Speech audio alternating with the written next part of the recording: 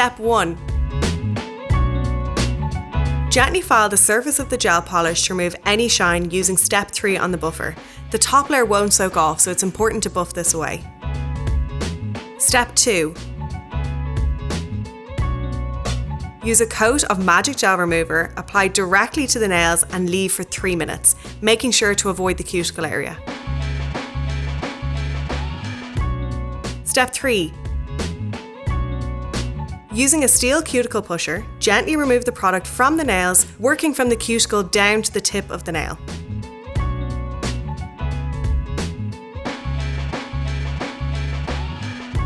Step 4. Using the buffer, you can remove any remaining gel polish on the nails, making sure to go gently in sweeping motions. Then follow the numbered steps on the buffer to add a shine. Now you can apply your cuticle oil and any hand creams to nourish the cuticles and nails.